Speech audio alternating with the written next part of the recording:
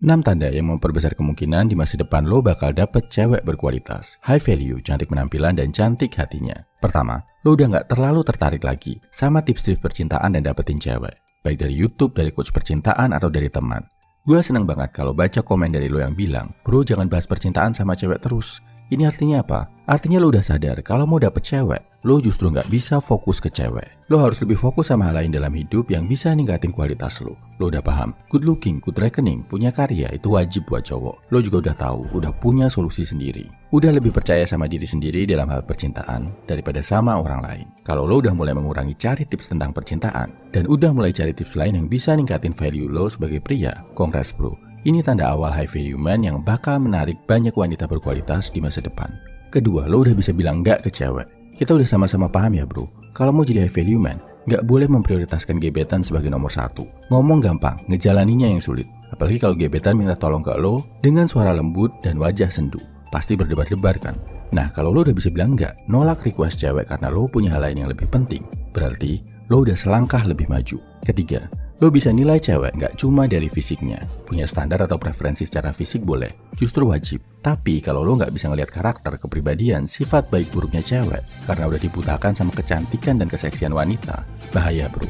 Lo nggak akan bisa dapetin dan nggak akan bisa menarik wanita berkualitas kalau lo nggak bisa menilai wanita lebih dalam dari fisiknya. Gampang. Saat mau serius sama cewek, lo nggak akan menilai dia sebagai calon pacar tapi sebagai calon istri. Jadi pacar yang baik itu gampang bro, tinggal banyakin aja seneng-senengnya. Tapi kalau menilai istri yang baik, perlu pertimbangan yang panjang. Sifat, karakter, kecocokan, kemampuan komunikasi, bahkan faktor-faktor kayak kesehatan, keluarga, kepercayaan juga masuk pertimbangan. Cewek yang bisa jadi pacar yang baik, belum tentu bisa jadi istri yang baik.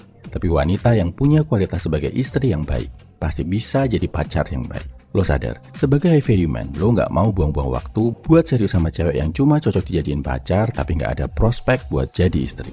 Kelima, lo lebih suka sama diri sendiri. Bukan narsis ya bro, tapi lo ngelihat ada yang bisa lo banggakan dari diri lo.